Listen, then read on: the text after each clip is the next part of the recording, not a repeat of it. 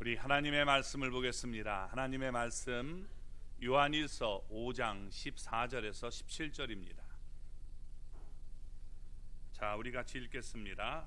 그를 향하여 우리가 가진 바 담대함이 이것이니 그의 뜻대로 무엇을 구하면 들으심이라. 우리가 무엇이든지 구하는 바를 들으시는 줄을 안즉 우리가 그에게 구한 그것을 얻은 줄을 또한 아느니라. 누구든지 형제가 사망에 이르는 아니하는 죄 범하는 것을 보거든 구하라. 그리하면 사망에 이르지 아니하는 범죄자들을 위하여 그에게 생명을 주시리라. 사망에 이르는 죄가 있으니 이에 관하여 나는 구하라 하지 않노라. 모든 불의가 죄로되 사망에 이르지 아니하는 죄도 있도다. 아멘. 할렐루야. 하나님의 은혜와 복이 오늘도 주님 앞에 나온 우리 사랑하는 성도 여러분 삶 속에 가정 속에 언제나 하나님의 은혜와 복이 넘쳐나기를 주님의 이름으로 축원합니다. 우리 옆에 분 붙잡고 우리 서로 이렇게 나눕니다. 당신은 하나님의 자녀입니다. 그렇기 때문에 기도할 수 있는 특권이 있습니다. 오늘도 당신 때문에 정말 행복합니다. 꼭 그런 분들이 되시기를 주님의 이름으로 축원합니다. 우리 지난주에 나눴던 말씀은 사람들의 증언과 하나님의 증거를 말하면서 사람들의 증거도 효력이 있고 받아들이는데 하나님의 증거는 더욱 크지 않겠느냐라고 말씀했습니다. 하나님의 증거는 아들에 대한 증거고 하나님의 아들을 믿지 않는 자는 하나님을 거짓말하는 자로 만드는 심각한 죄임을 얘기했습니다.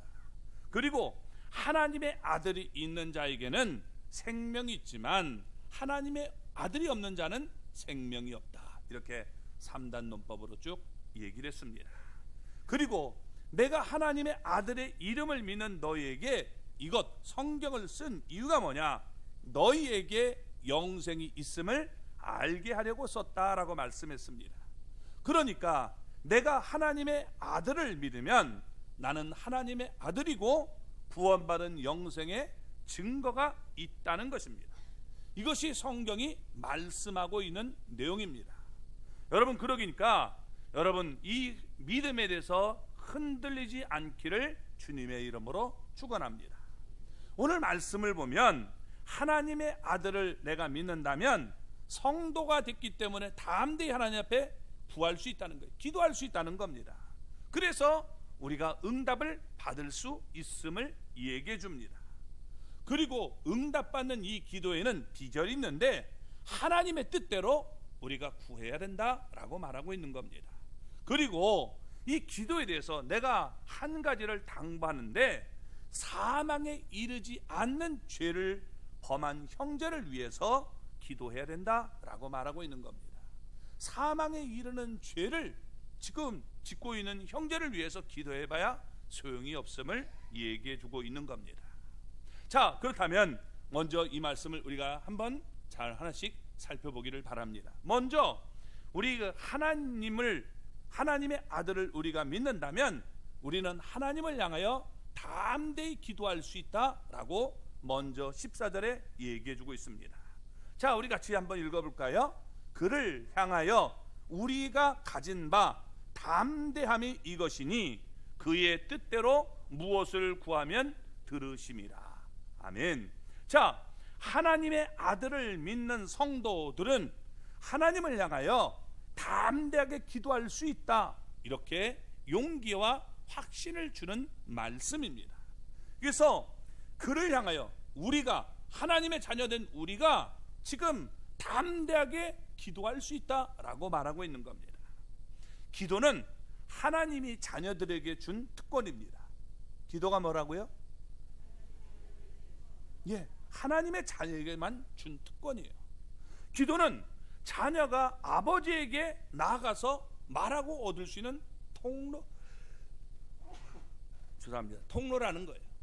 통로가 된다는 겁니다. 그래서 내가 예수님을 믿으면 하나님의 자녀가 되는데, 그러면 이제 나는 영생을 확신하고 내가 구원받았다는 이런 확신을 가지면 담대하게 기도할 수 있다는 거예요. 여러분, 이런 담대함을 가지고 기도할 수 있기를 바랍니다.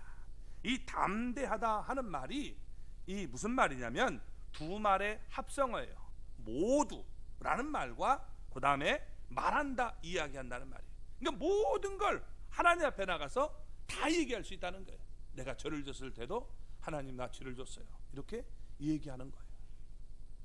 자, 자녀들이 밖에 나가서 싸움을 하고 오면 여러분 내 자식 아니죠? 예? 내 자식 맞아요? 예. 그러니까 우리가 죄를 져도요, 여러분, 죄를 지라는 얘기가 아니에요. 죄를 져도 하나님 앞에는 우리가 아버지가 되기 때문에 다 얘기할 수 있다는 거예요. 내가 하나님 잘못했어요, 이런 잘못했어요, 이렇게 얘기할 수 있는 겁니다. 그러니까 모든 것을 다 여러분 두려움 없이 솔직하게 얘기할 수 있는 것을 담대하게라고 말하고 있는 것입니다. 그러니까 성도들은 하나님의 자녀가 됐기 때문에 담대하게 나가서 모든 걸 다 얘기할 수 있다는 겁니다. 그래서 자신의 어려움 또 자신의 소원을 기도로서 솔직하게 구할 수 있음을 우리에게 말씀해 주고 있는 겁니다. 이게 자녀의 특권이죠. 이처럼 담대한 태도를 가지고 성도는 구할 수 있다라고 말하고 있는 것입니다. 어떤 사람이 하나님 앞에서 모두 다 솔직하게 말할 수 있습니까? 하나님의 자녀로 구원에 대한 확신, 영생에 대한 확신, 부르심에 대한 확신인 사람이 여러분 주님을 향하여 솔직하게 자유롭게 확신을 가지고 여러분 기도할 수 있는 거예요. 그게 바로 자녀의 특권이 되는 겁니다. 우리 아이들한테 한번 물어볼게요. 우리 자녀들, 우리 은솔이 아빠한테 돈 맡겨놨어요? 근데 아빠한테 뭐요? 뭐 필요한 거 있으면 아빠 나 필요한데 돈 줘요, 이래. 안 해요? 해요, 안 해요? 예? 한단 말이에요. 아니 아빠한테 맡겨놓지도 않고 왜 달라고 그래요? 그잖아요. 아빠한테 여러분이 돈 맡겨놨습니까? 안 맡겨놨는데 아빠 나 돈 필요하니까 줘요, 이런단 말이에요. 왜? 자녀니까 할 수 있는 특권이에요. 그게 지금 자녀이기 때문에 무엇이든지 요구할 수 있는 그런 권리가 있음을 얘기해 주고 있는 겁니다. 자, 그러니까 교회를 나온 분들 가운데 예수님을 믿어서 하나님의 자녀가 된 분이 있고 그냥 교회를 다녀주는 분이 있어요. 교회 다니면 우리가 폼도 났고 착하니까 또 가정의 평화를 위해서 그냥 이 교회에 나와주는 사람이 있습니다. 이런 사람과는 전혀 다르다는 것을 우리가 깨달아야 되는 것입니다.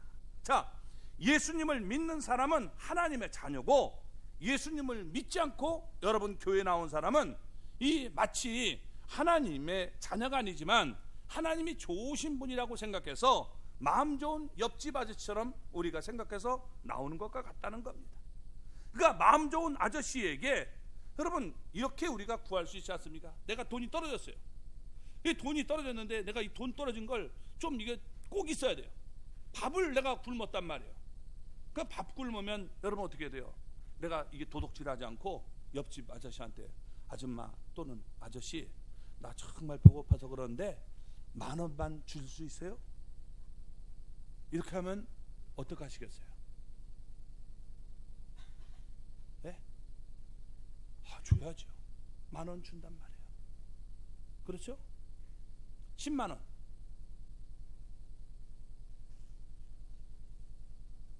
네. 근데 100,000원 주면 있으면 주고 없으면 못 줘. 근데 이 집 놔주세요. 이러면 줘요? 왜 안 줘요? 마음 좋은데. 내 자식이 아니니까 그건 못 주는 거예요. 어느 정도까지는 내가 해주지만 줄 수가 없는 거예요. 우리도 여러분 똑같은 거예요. 하나님이 내 아버지가 되는 것과 하나님이 마음 좋은 아저씨처럼 우리가 여기고 와주는 거랑 다르단 말이에요. 그래서 그분에게 우리가 기도할 수 있어요. 하나님 나 이거 필요한데 아버지가 아니에요. 아저씨처럼 생각하면서, 할아버지처럼 생각하면서, 마음 좋은 할아버지처럼 나 이거 필요한데 이거 좀 주시겠습니까? 라고 얘기했을 때 여러분 어느 정도까지는 들어주지만 천국을 내게 허락해 주십시오, 이렇게는 우리가 할 수 없다는 거예요. 그러니까 여러분, 만약에 내가 천국을 소유하려면 어떻게 돼요? 내가 상속자가 되는, 내가 자녀가 되든지 아니면 내가 포기하든지 둘 중에 하나를 선택해야 되는 것입니다. 그러니까 네가 내 양자가 되든지 아니면 너는 천국은 너는 얻을 수 없다, 이렇게 둘 중에 하나를 선택해야 됨을 보여주고 있는 겁니다. 우리 그리스도인들은 영생을 얻었고 하나님의 자녀가 됐기 때문에 하나님 앞에 담대하게 이것도 저것도 구할 수 있는 이런 특권이 있음을 우리에게 말씀해 주고 있는 겁니다. 그러니까 이런 대화를 우리가 하나님 앞에 할 수 있다는 거예요. 숨김이 없이 자유롭게 평안하게 이런 말하는 태도가 바로 담대하게 구하는 것을 얘기해 주고 있는 겁니다. 하나님 앞에 이렇게 확신에 찬 말로 구하는 것이 바로 하나님의 자녀의 기도라는 것입니다. 그러므로 기도는 내가 하나님 앞에 말할 수 있는 자유를 얻었다는 기쁨이고 확신이 되는 것입니다. 이런 확신을 가질 때 하나님 앞에 나가도 여러분 담대하게 평안하게 구할 수 있다는 겁니다. 그렇지 않고 여러분 내가 하나님이 아니라 사람을 의식하게 되면 이제 기도가 솔직하고 담백한 것보다는 화려해져요. 남들이 듣고 야, 저 사람 기도 멋있게 한다, 이렇게 여러분 원해서 가식적으로 기도하게 되고 마는 것입니다. 이런 사람들은 하나님 앞에 솔직한 것을 포기하고 화려하게 꾸미는 이런 모습으로 나타날 수 있음을 보여주고 있는 겁니다. 자, 왜 그러냐? 원래 인간은 죄를 범해서 에덴 동산에서 쫓겨난 후에 하나님 앞에 담대하게 나갈 수가 없었습니다. 쫓겨났어요. 그래서 여러분 어떻게 해야 돼요? 내가 하나님 앞에 나갈 수 있는 길을 막아버렸단 말이에요. 그런데 하나님께서는 대속의 은혜로 하나님은 우리의 먼저 죄를 용서해 주시고 하나님 앞에 나올 수 있는 길을 열어주신 것입니다. 어떻게? 예수 그리스도를 우리에게 보내주셔서 예수 그리스도를 받아들임으로 내 죄가 용서를 받고 하나님 앞에 나갈 수 있는 길을 열어주셨다는 거예요. 그래서 에베소서 3장 12절을 보면 이렇게 말합니다. 우리가 그 안에서, 그는 예수님입니다. 그 안에서 그를 믿음으로 말미암아 담대함과 확신을 가지고 하나님께 나아감을 얻느니라. 하나님의 아들을 믿음으로 영생을 얻은 성도는 하나님 앞에 담대하게 나가서 이렇게 간구할 수 있게 된다는 거예요. 왜? 자녀니까. 그래서 여러분 우리는 죄와 진노 이런 것을 다 예수님이 십자가에서 해결했기 때문에 이것을 믿고 나간다면 하나님 앞에 나가서 하나님 이것 허락해 주세요 라고 담대하게 기도할 수 있는 특권이 있음을 기억하시기를 주님의 이름으로 축원합니다. 그런데 하나님 앞에 우리가 담대하게 기도하지만 하나님의 자녀가 여러분 이 기도할 때 비결이 있다는 거예요. 그게 뭐냐? 주님의 뜻대로 기도하는 것이 이게 기도의 비결임을 얘기해 주고 있는 겁니다. 그래서 우리 14절 중반절부터 15절까지 이렇게 얘기합니다. 같이 읽어볼까요? 그의 뜻대로 무엇을 구하면 들으심이라. 우리가 무엇이든지 구하는 말을 들으시는 줄을 안즉 우리가 그에게 구한 그것을 얻은 줄을 또한 아느니라. 아멘. 여기에 보면 하나님 앞에 구하면 주시는데 그의 뜻대로 구해야 된다는 거예요.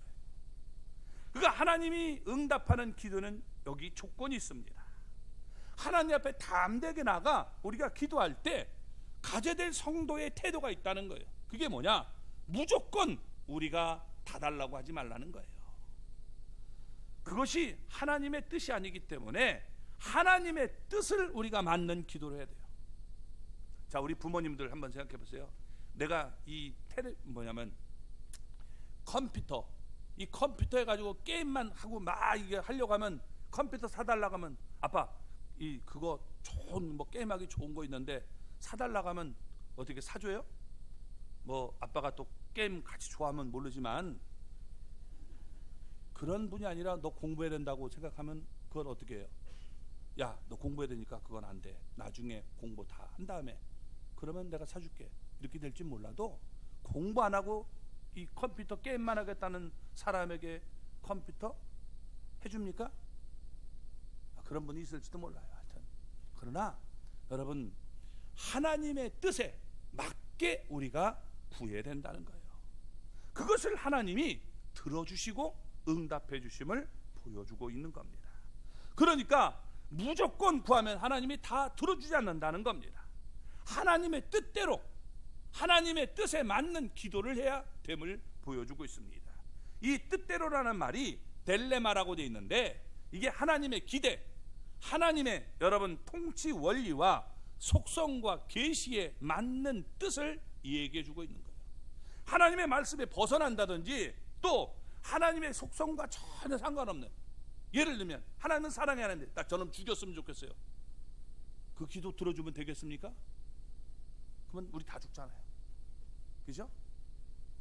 그 문제가 되는 겁니다. 그러니까 하나님께서 세상을 지배하는 원리, 이 통치, 이것 속에서 하나님의 뜻을 구하면 들어주심을 보여주고 있는 겁니다. 그래서 우리가 이 기도의 방법을 배워야 되는데, 기도의 방법을 누구에서 배워야 되겠습니까? 가장 좋은 모델은 예수님이에요. 그래서 예수님으로부터 우리가 배워야 되는 겁니다. 예수님은 겟세마네 동산에서 마가복음 여러분 14장 36절을 보면 이렇게 기도했습니다. 그러나 나의 원대로 마시옵고 아버지의 원대로 하옵소서. 내 원이 아니라 하나님의 원대로 되는 것이 그게 주님의 기도였던 것입니다. 그러니까 예수님은 아버지의 원함을 구했던 것입니다. 따라서 우리는 기도를 통해서 하나님의 뜻을 발견하고 알아가는 것이 참으로 중요한 것입니다. 내 뜻을 관철시키는 것이 아니라 자신의 뜻을 하나님의 뜻에 일치시켜야 된다는 겁니다. 자기의 고집과 주장이 관철되는 것이 좋은 기도고 응답이라고 말할 수 없다는 거예요. 내 이성의 한계를 뛰어넘어 합력하여 선을 이루시는 하나님을 믿고 그분으로부터 오는 응답이 진정 가장 좋은 길이라는 것을 우리가 믿고 따라야 됨을 얘기해 주고 있는 겁니다. 왜냐하면 주님은 우리보다 우리를 더 잘 알고 계셔요. 그래서 가장 좋은 것을 우리에게 주시기를 원합니다. 요거 주면 이제 얼마 있다 사고 나요. 만약에 내가 안다면 그거 사주겠어요, 안 사주겠어요? 사줘요, 안 사줘요? 우리는 그걸 못 보니까 이것만 달라고 얘기한단 말이에요. 그러니까 때로는 응답이 없는 것도 그것도 하나님의 응답임을 우리는 깨달아야 되는 것입니다. 따라서 하나님의 뜻을 찾아 하나님의 뜻에 맞게 기도하는 자세가 성숙한 믿음임을 보여주고 있는 것입니다. 따라서 성도는 자신이 원함과 소원에만 집착하지 말고 하나님의 뜻을 분별하는 기도를 드려야 하는 것입니다. 우리가 담대히 기도할 때 가장 중요한 것은 그의 뜻대로 무엇을 구하느냐인 것입니다. 이 부분에서 많은 그리스도인들이 기도를 혼란스러워합니다.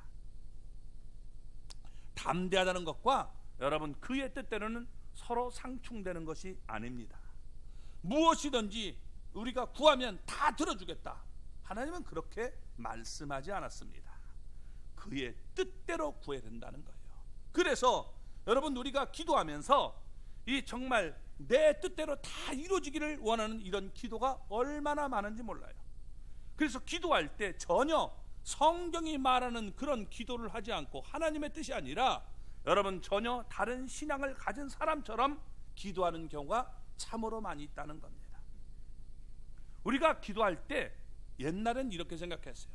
우리가 뭐냐면 치성을 드리면 이제 뭐예요? 하늘이 감동해서 그것을 이루어준다 하는 거죠. 그렇죠? 이것이 여러분 우리 사람들의 밑바탕에 깔려 있다는 거예요. 그래서 뭐냐? 내가 정성으로 또는 양으로 승부를 보려고 하는 거예요. 하나님 앞에 내가 정말 계속적으로 이거 드리면 하나님이 응답해 준다. 이런 잘못된 생각이 있어요. 그 가운데 하나가 뭐냐? 천번제라는 거예요. 솔로몬의 뭐예요? 천번제사. 여러분, 천번제가 뭐예요? 천번제? 번자가 무엇일까요? 번. 첫 번, 두 번, 세 번, 네 번. 그래서 1000번? 근데 그렇게 하잖아요. 1000번이 뭐냐? 번자가 여러분 번지할 때 번이에요. 그러니까 첫 번째, 두 번째 가지고 1000번을 쌓으면 하나님이 1000마리의 뭐 학을 접으면 뭐 응답해 준다? 그런 얘기 결코 아닙니다. 그래서 제가 뭐 1000번 제사 같은 거를 강조 안 하는 이유가 거기 있는 거예요. 왜? 비성경적이잖아요. 1000번의 제사는요, 내가 가장 드릴 수 있는 일생의 최고의 예배를 드린 거예요. 우리의 최고의 예배는 뭘까요?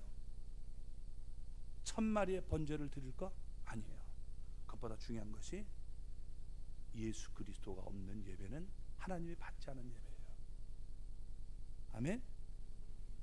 예수님이 없는 예배를 무슨 하나님이 받으십니까? 그건 우리가 쇼한 거죠. 정말 우리가 하나님 앞에 예배할 때 예수님을 우리가 여러분 믿고 나와야 되는 거예요. 그걸 받으시는 것이지, 우리가 아무리 뭐 많은 돈을 들여도 예수 없는 예배는 그건 올바른 예배가 아니에요. 그러니까 이게 1000번제를 우리가 드리면 이게 하나님이 응답하신다 이런 착각을 가지면 이건 내가복음이에요. 내가복음. 성경에 없는 얘기입니다. 예수님은 아버지가 기뻐하시 않는 것을 구하면서 여러분 담대히 이게 구할 수 있습니까? 그렇지 않았습니다.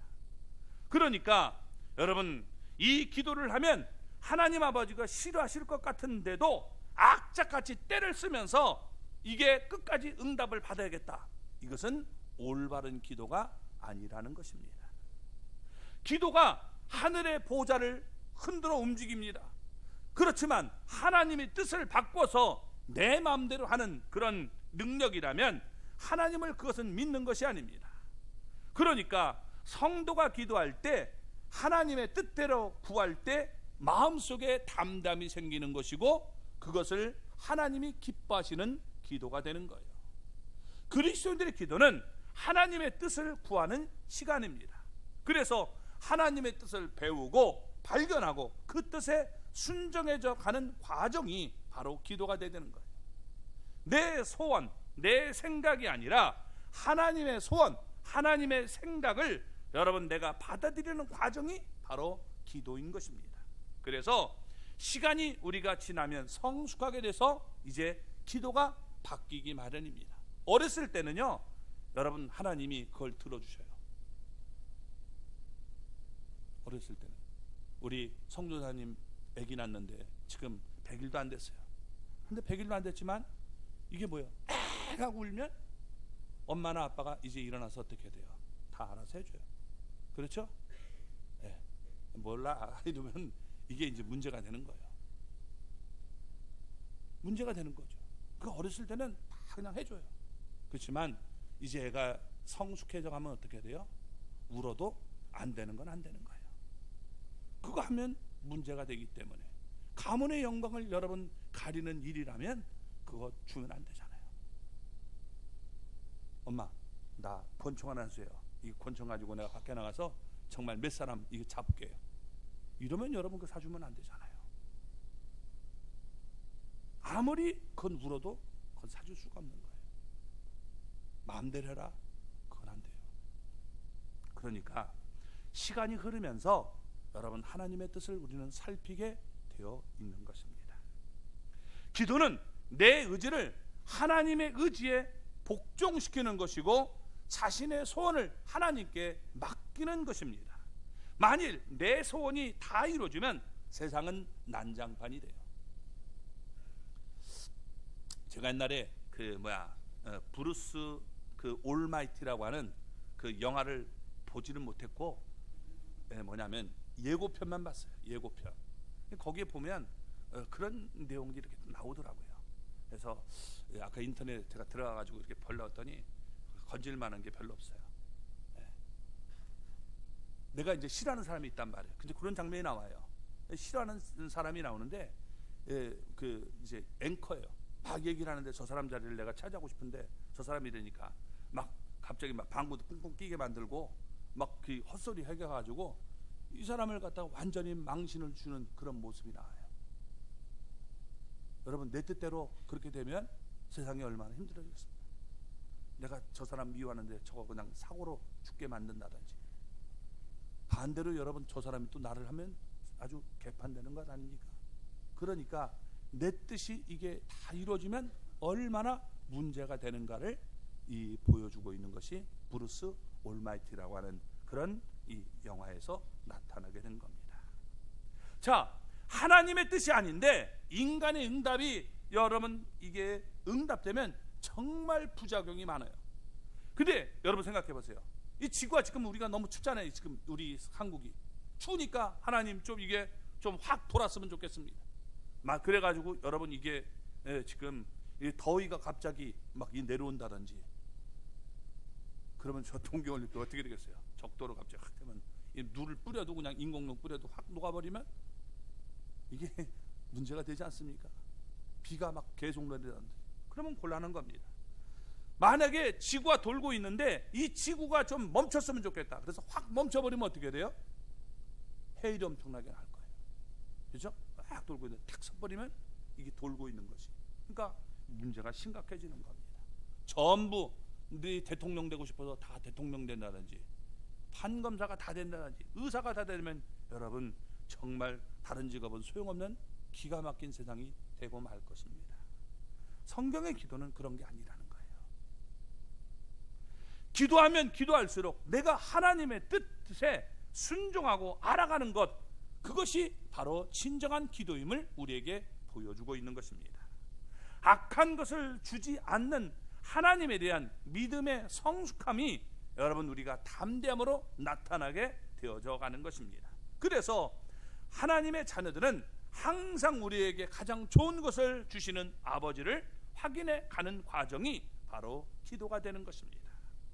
그래서 여러분 우리가 이런 기도를 드릴 수 있기를 바랍니다. 삶의 골치 아픈 문제를 해결하기 위해, 사업과 가정을 위해 여러분 복을 비는 수단으로만 우리가 생각하지 말고, 그러면 기도를 너무 조금 우리가 좁게 이해하는 것입니다. 하나님과 나와 대화를 나누고, 또 여러분 우리가 더 넓게 여러분 우리가 살아가는 공동체를 위해서 아름다운 세상으로 만들어 가도록 우리가 하나님의 뜻을 이 땅에 실현하는 것이 필요한 것입니다. 그러면 우리가 여러분 하나님 앞에 어떻게 기도해야 될까요? 무엇을 기도해야 될까요? 무엇을 기도해야 될까요? 그것이 지금 16절과 17절에 나타나고 있는 겁니다. 자, 16절 17절을 읽어보겠습니다. 누구든지 형제가 사망에 이르지 아니하는 죄 범하는 것을 보거든 구하라. 그리하면 사망에 이르지 아니하는 범죄자를 위하여 그에게 생명을 주시리라. 사망에 이르는 죄가 있으니 이에 관하여 나는 구하라 하지 않노라. 모든 불의가 죄로되 사망에 이르지 아니하는 죄도 있도다. 아멘. 자, 여기 보면 형제가 사망에 이르지 않는 죄를 우리가 범하면 구하라고 말씀했습니다. 여기서 사망에 이르지 않는 죄다. 그러니까 죄는 이게 사망에 이르지 않는 죄도 있나 보다. 그러니까 내가 이런 죄는 저도 사망에 이르지 않겠지, 그래서 죄를 막 지라는 얘기가 아닙니다. 여러분 우리 로마서 6장 23절을 보면 이렇게 말하죠. 죄의 삭은 사망이다.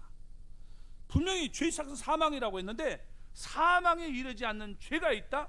그러면 하나님 말씀에서 조금 상반되고 벗어난 것처럼 우리가 여겨집니다. 자, 모든 죄가 인간을 사망으로 여러분 사망하게 만들지만 사망에 이르지 않는 죄가 있다. 이 말씀이 도대체 무슨 뜻일까요? 오해하면 문제가 생기는 겁니다. 자, 예수님은 이 세상에 여러분 죄인들을 용서하고 구원하기 위해서 오셨습니다. 맞습니까? 하나님은 죄인들에게 긍휼과 사랑을 베풀어 주시는 분이지만 용서받을 수 없는 죄도 무조건 다 용서해 주는 건 아니에요. 무조건 하나님이 다 구원해 주겠다고 했습니까? 그렇지 않죠. 하나님은 사랑의 하나님이지만 동시에 공의의 하나님입니다. 우리가 예수님의 대속의 보혈을 믿고 받아들이면 우리는 죄를 씻음을 받고 우리가 용서받을 수 있습니다. 자, 이런 것이 바로 사망에 이르지 않는 죄예요. 예수님은 죄와 사망의 법에서 우리를 구원하려고 오셨습니다. 따라서 예수님의 십자가의 보혈은 사하지 못할 죄가 없는 거예요. 우리 죄를 용서하라고 오셨어요, 예수님이. 그래서 예수님 앞에 나오는 자는 다 용서해 주겠다고 말씀을 하신 겁니다. 예수님은 여러분 십자가에 달린 한 강도를 향하여 이렇게 약속을 했습니다. 누가복음 23장 여러분 42절과 43절을 읽어볼까요?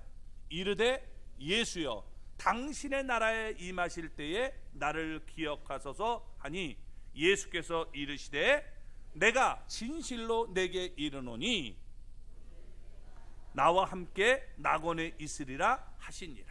아멘. 자, 여러분 강도죄를 지면 구원 받아요, 못 받아요? 강도죄는, 살인죄는 여러분 구원 받을 수 있어 없어요? 우리는 생각할 때 이 죄는 너무 크기 때문에 구원 못 받는다라고 생각할 수 있지만 아니에요. 성경을 보면 이 강도는 여러분 어떻게 돼요? 지금 그 죄를 용서받았어요. 이 사람이 착한 일 한 게 있습니까? 내가 하나님 저 밑에 내려가서 빨리 지금 몇 사람 선한 일하고 내가 오겠습니다. 그럼 다 구원해 주세요. 그런 적 없어요. 주님은 우리 죄를 용서해 주시고 구원하려고 오셨단 말이에요. 성경이 계속 얘기하는 것 아닙니까? 그렇기 때문에 나를 이 불쌍히 여겨달라 그렇게 말씀하시니까 어떻게 돼요? 지금 주님께서는 내가 오늘 나와 함께 낙원에 있으리라 라고 말씀하셨습니다. 이사야 선지자는 여러분 그분이 이 땅에 오시면 어떻게 하실 것을 우리에게 보여줘요. 자, 1장 여러분 18절 말씀 볼까요? 여호와께서 말씀하시되 오라 우리가 서로 변론하자. 너희의 죄가 주홍 같을지라도 눈과 같이 희어질 것이요 진홍같이 붉을지라도 양털같이 희게 되리라. 주님은 우리 죄를 용서하기 위해서 여러분 오신 분입니다. 또 우리가 요한일서에서 여러분 1장 9절에 이렇게 얘기했잖아요.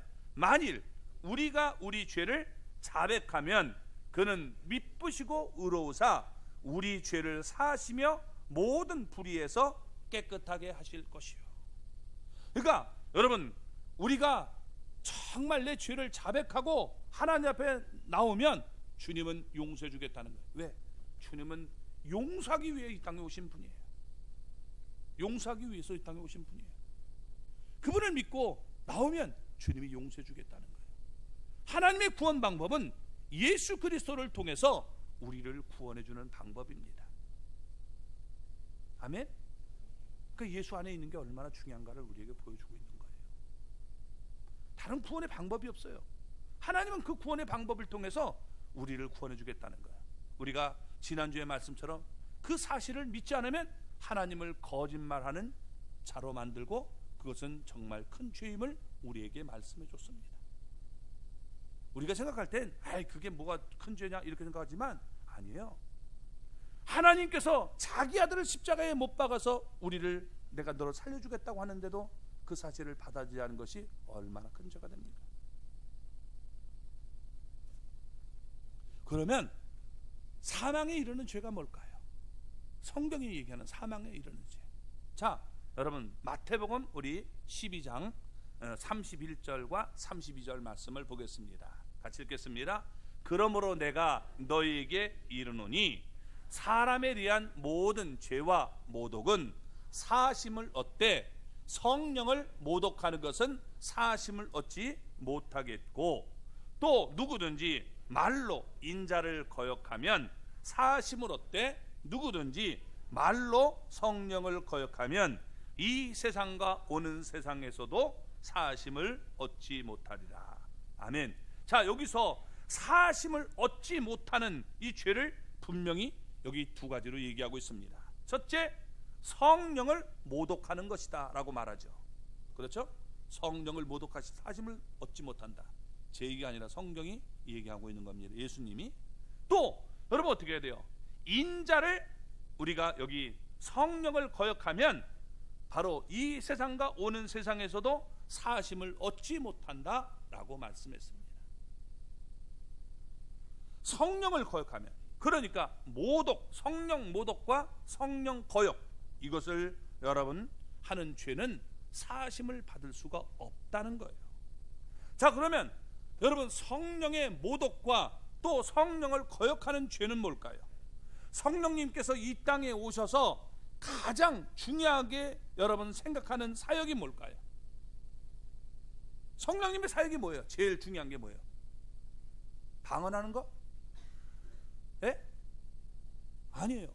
성령이 여러분 뭐예요? 예수님을 믿도록 하는 거죠. 성령이 아니고는 예수 그리스도를 주라 신할 수 없다는 거예요. 성령님이 우리 안에 여러분 들어오셔서 예수님이 정말 하나님의 아들로 우리의 죄를 해결하기 위해서 하나님의 구원 방법임을 우리에게 말씀해 주시는 거예요. 그걸 내가 알았는데도 거부하고 내가 거절하면 그 사람은 용서받을 수가 없다는 거예요. 용서받을 길이 없는 거예요. 하나님께서 그 구원 방법을 통해서 나를 구원해 주겠다는데 나 그거 마음에 안 들어요. 그래도 내가 뭔가 하는 게 있어야지. 내 구원 방법은 내가 이 헌금도 많이 하고 또 내가 이 교회도 막 와가지고 뭔가 해야, 내가 착한 짓 세상 속에 좀 해야 구원해 주지 않습니까? 이렇게 생각할 수 있지만 여러분 그것이 아니라는 겁니다. 성령님이 우리 안에 여러분 들어오셔서 예수님이 하나님의 방법인 그 예수님을 내가 받아들이고 내가 그것을 믿음으로 여러분 영접할 때 구원받게 됨을 보여주고 있는 겁니다. 그것이 가장 귀한 일임을 우리에게 말씀해주고 있는 거예요. 그런데 이 성령의 구원 사역을 거부하고 예수님을 영접할 기회를 스스로 막고 영생을 거부한다면 그건 거역하는 죄, 여러분 이건 사망에 이르는 죄가 되고 만다는 것입니다. 그래서 이것을 어거스틴은 뭐라고 얘기하냐면 끝까지 뉘우치지 않는 죄라고 얘기하고 있는 거예요. 끝까지. 우리가 여러분 이 땅에서 살 동안에는 기회가 있어요. 그러니까 그 기회를 놓치지 말고 우리는 끝까지 기도해야 돼요. 근데 죽은 다음에 지옥 갔어요. 하나님, 이 사람 지옥 갔는데 이 사람 천국으로 보내주세요. 이 기도 들으실까? 하나님이 안 들으실까요? 예? 안 된다는 거예요. 그 기도만 말고 다 하라는 거예요. 제가 지옥 간 사람을 구원해낼 수 있다면 얼마나 좋겠습니까? 어떤 우리 분이 세신자가 이 부모님이 믿질 않고 돌아가셨는데 이분 천국 가게 좀 해달라는 거예요. 내가 해줄 수 있으면 참 해주면 좋겠어요. 나는 그런 능력이 없어요. 성경은 그렇게 안 된다는 거예요. 그러니까 어떻게 해야 돼요? 우리가 이 땅에서 지금 예수님을 믿고 영접하고 구원받아야 되는 거예요. 돌아가신 다음에 돈을 저한테 많이 갖고 와가지고 천당 보내주세요? 안 되는 거예요. 자, 이걸 바꿔 생각해 봅시다. 만약에 내가 죽은 사람을, 여러분 이 지옥 간 사람을 천국으로 보낼 수 있다면 제가 얼마나 여러분 부자가 되겠습니까? 여러분들의 만약에 부모님이 지금 돌아가셔서 지옥에 있단 말이에요. 근데 이 분을 지금 눈이 열려가지고 지옥에서 너무도 고통당하는 모습을 이게 환상으로 봤어요. 그러면 저한테 갖고 가지고 목사님, 우리 아버님 정말 천국으로 좀 보내주세요 이러면서 얘기할 때, 그래 1억만 갖고 와. 그러면 여러분 갖고 올까 안 갖고 올까요? 예, 갖고 올 거예요. 어떤 일을 해서라도 사랑한다면. 사랑 안 하면 아유 잘 됐네요 이렇겠지만 여러분 그렇게 할 겁니다. 그렇죠? 말도 안 하시네. 그럴 거 아닙니까? 얼마나 여러분 이게 좋습니까? 그래서 중세교회가 여러분 거짓된 타락한 것이 바로 그런 거예요. 그래서 너의 부모가 지금 지옥에 가 있는데 그분을 위해서 네가 헌금을 하면 이만큼 하면 너희 부모가 직통으로 천국으로 올라간다. 이게 천주교가 한 방법이에요. 지금도 이 방법을 쓰고 있는 거예요. 그 천주교는 어떻게 돼요? 죽은 사람의 영혼을 위해서 여러분 천국 가도록 기도하게 만들잖아요. 안 된다는 거예요. 그게 이루어지면 얼마나 좋겠습니까? 나는 그걸 말하라 하지 않는다는 거예요. 할 수 있는 얘기가 아니니까. 왜? 예수님께서 여러분 누가복음 16장을 보면 어떻게 돼요? 부자와 나사로의 얘기를 하면서 이쪽에서 저쪽으로 올 수 없다는 거예요. 갈 수도 없고 올 수도 없다는 거예요. 이제 얼마 있으면 우리 설이 되죠. 설날 되면 이제 믿지 않는 가정에서 전쟁이 일어납니다. 영적 전쟁이 일어나죠. 제사. 자, 제사 지낼 때 여러분 한번 생각해 보자 말이에요. 제사 지내면 우리 돌아가신 부모님이 와서 그 음식을 먹을까요, 안 먹을까요? 네? 안 먹어요? 네. 먹으면 얼마나 좋겠습니까? 근데 여러분 보세요. 지옥은요 군대가 아니에요. 외박이 있습니까? 하나님이 그때쯤 해가지고 외박 내줘요? 야, 알았다. 여기 외박 4박 5일 없어요. 천국은 이쪽에서 저쪽으로 건널 수도 없고 지옥에서 이쪽으로 올 수 없다. 분명히 말씀하고 있단 말이에요. 아닌 거예요. 그럼 뭐예요? 가짜가 와서 내가 이게 왔어. 그러면서 여러분 이 잘못된 것을 응답받으려고 하는 거예요. 그렇기 때문에 성경은 하지 말라고 하는데도 고집부리면서 하는 것은 뭐예요? 하나님의 뜻을 어기고 있는 모습이 되고 마는 것입니다. 그래서 결단을 하고 여러분 그것은 하나님 앞에 올바른 게 아니니까 하지 말아야 돼요. 옛날에 천주교도 사실은 그랬어요. 목숨을 걸고 그건 여러분 어떻게 돼요? 우리나라 순교자가 생긴 것도 그것 아닙니까? 그런데 어떻게 돼요? 요즘에는 이거 미풍양속이다 이러면서 변질된 모습을 보이고 있다는 거예요. 속지 마십시오. 말씀이 편하다는 건 결코 없어요. 지옥이 무슨 뭐 이게 군대도 아니고 훈련 받다가 이게 뭐냐면 외박 나가고 또 휴가 주고 그런 데가 아닙니다. 결코 나올 수 없다는 사실을 우리는 깨달아야 되는 거예요. 그래서 죄는 이게 뭐냐? 하나님의 은혜를 의식적으로 거부해서 결국에는 내가 사망에 이르는 이런 사람들이 있음을 얘기해 준 거예요.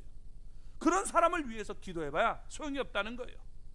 그렇지만 여러분 우리가 성도를 위해서 죽어가는 성도를 위해서 저들을 용서해달라고 우리가 붙들고 기도하면 주님께서 응답을 해줄 수 있음을 보여주고 있는 거예요. 그러니까 성도를 위해서 우리가 기도하면 거절하지 않고 여러분 기도를 응답받을 수 있음을 보여주고 있는 겁니다. 우리가 여러분 기도해야 되는 것은 우리 가족들 여러분 그들이 지옥 가기 전에 우리는 붙들고 눈물 흘며 기도해야 돼요. 하나님 저 영혼을 구원해 주세요. 이런 기도를 하라는 거예요. 그게 형제 진실한 사랑이다. 형제 사랑이 뭐예요? 반반 먹여주는 게 사랑이 아니라 그 영혼을 지옥 가지 않게 하는 것이 이게 진정으로 우리가 구해야 할 기도임을 보여주고 있는 거예요. 이것이 여러분 우리가 하나님이 들으시는 기도임을 보여주고 여기에 우리가 자유롭게 그 면을 위해서 기도하라고 말하고 있는 것입니다. 그러면 하나님께서 여러분 역사하셔서 그 마음속에 감동을 주시고 회개할 수 있는 기회를 만들어 주시는 거예요. 그래서 돌아오는 역사들이 나타나게 되는 것입니다. 우리 성도님들 가운데서도 여러분 옛날에 예수님을 떠났다가 돌아오는 분들이 있잖아요. 왜? 그분을 위해서 누군가가 기도하고 하나님 앞에 부르짖었기 때문에 돌아오는 역사가 나타나게 된 거예요. 그래서 우리가 그런 범죄한 형제들을 위해서 기도하라고 말씀하고 있는 겁니다. 우리가 어떤 형제가 여러분 죄를 졌을 때 그를 판단하고 정죄하고 공동체에서 자꾸 분리시키는 그런 작업을 하지 말고 여러분 하나님 앞에서 그 영혼을 불쌍히 여기면서 우리가 기도할 수 있는 하나님의 사람들이 될 수 있기를 바랍니다. 하나님의 뜻대로 구하는 기도, 이것을 주님은 기뻐하시는 거예요. 오늘 말씀을 정리합니다. 우리가 하나님의 자녀가 됐다면 우리는 하나님 앞에 담대하게 기도할 수 있어요. 아멘. 무엇이든지 우리가 구할 수 있는데 기도의 비결은 여러분 하나님의 뜻대로 하는 기도가 이게 비결이라는 거예요. 하나님의 뜻, 하나님의 뜻을 찾으시기 바랍니다. 하나님의 뜻은 여러분 우리 주변에 죽어가는 형제를 사랑하고 구원하기를 원하는 거예요. 그들을 위해서 기도하시기 바랍니다. 여태까지 했다가 포기하지 마시고 다시 여러분 그 영혼을 구원해 주세요 라고 우리가 기도할 수 있기를 바랍니다. 그것이 이웃을 사랑하는 실천이고 형제를 위한 기도가 되는 것입니다. 형제의 죄를 위한 기도가 여러분 우리가 할 때, 하나님 앞에 섰을 때 정말 내가 하나님 앞에서 형제를 사랑한 그 증거를 우리가 드러나게 됨을 보여주게 되는 것입니다. 이런 모습이 우리의 삶에 넘쳐나기를 주님의 이름으로 축원합니다.